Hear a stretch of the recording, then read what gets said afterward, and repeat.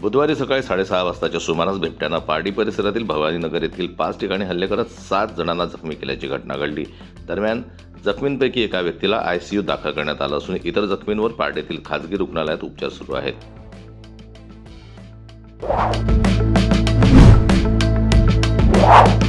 मोर्शी शहर वाहन चोरीच्या वाढलेल्या घटनेमुळे वाहन चालकांमध्ये एक प्रकारची दहशत निर्माण झाली होती। मात्र मोर्शी पोलिसांनी दमदार कारवाई करून अट्टल दुचाकी चोरट्यास अटक करून त्याच्या ताब्यातून एकूण 26 दुचाकी जप्त केल्या आहेत। चौकशी दरम्यान आणखी गुन्हे उघडण्याची शक्यता असल्याचं मोर्शी पोलिसांनी सांगितलं आहे।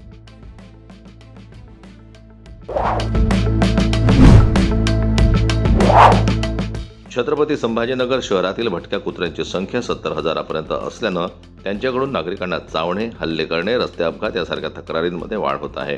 अशातच सुप्रीम कोर्टाच्या आदेशानुसार राज्याच्या नगरविकास विभागाने सर्व महापालिका, नगरपालिका आणि नगरपंचायतींना भटक्या कुत्र्यांचे निर्बीजीकरण, लसीकरण आणि निवारागृहात ठेवण्याबाबत तातडीचे निर्देश जारी केले आहेत।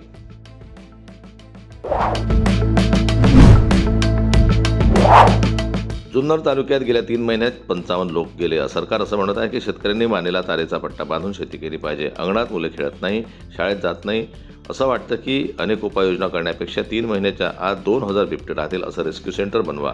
सरकारला हात जोडून विनंती आहे, नर आणि मादी यांच्यासाठी स्वतंत्र पिंजरे तयार करून नसबंदीचा प्रश्न मिटवावा। या सगळ्यांना सांभाळण्याचे पैसे देण्याचे वाईल्ड लाईफवाल्यांनी सांगितले आहे। त्यांच्यासाठी हॉस्पिटलही बांधण्यात आलेलं आहे, अशी मागणी शिवसेना शिंदे गटाचे जुन्नरचे आमदार शरद सोनवणे यांनी केली आहे।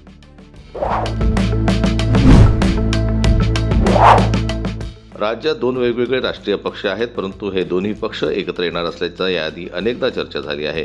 खासदार शरद पवार आणि उपमुख्यमंत्री अजित पवार हे अनेकदा वेगवेगळ्या कार्यक्रमांसाठी एकत्र आल्याचंही पाहायला मिळालेलं आहे। विशेष म्हणजे आतापर्यंत दोन्ही राष्ट्रवादीच्या अनेक नेत्यांनी अजितदादा आणि शरद पवार यांनी एकत्र यावं अशी इच्छा व्यक्त केलेली आहे।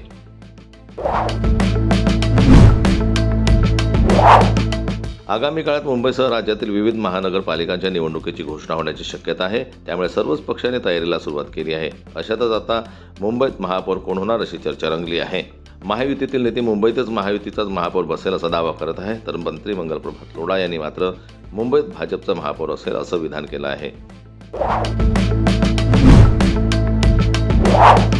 मुख्यमंत्री माझी लाडकी बहीण योजना ही राज्य सरकारची एक लोकप्रिय योजना आहे। या योजनेअंतर्गत लाभार्थी महिलांना प्रत्येक महिन्याला 1500 रुपयांची आर्थिक मदत केली जाते। सध्या पात्र महिलांकडून KYCची प्रक्रिया करून घेतली जात आहे।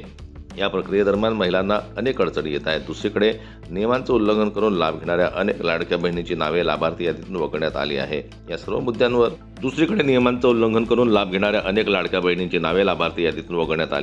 या सर्व मुद्द्यांवर राज्य विधिमंडळात मोठी खडाजंगी झाली। विरोधकांनी या योजनेत मोठा घोळ झाला आहे असा गंभीर आरोप करत महिलांना 2100 रुपयांची वाढीव मदत कधी देणार असं विचारलं असता सत्ताधाऱ्यांनी विरोधकांचे आरोप खोडून काढले।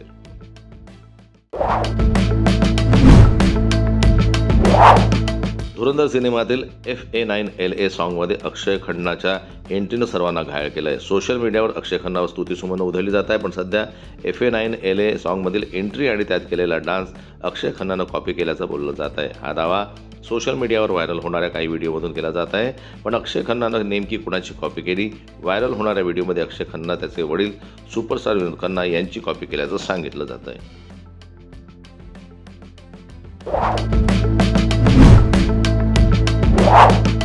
अभिनेत्री गिरिजा ओक नेहमीच तिच्या सादगीसाठी, मनमोकळ्या आणि निखळ स्वभावासाठी ओळखली जाते। तिच्या सहज सुंदर व्यक्तिमत्वामुळे ती नेहमी चाहत्यांची मने जिंकत आली आहे। अलीकडेच एका रात्रीत नॅशनल क्रश ठरत गिरिजानं सर्वांचं लक्ष वेधून घेतलं। तिच्याविषयी सोशल मीडियावर मोठ्या प्रमाणात चर्चा रंगली आहे।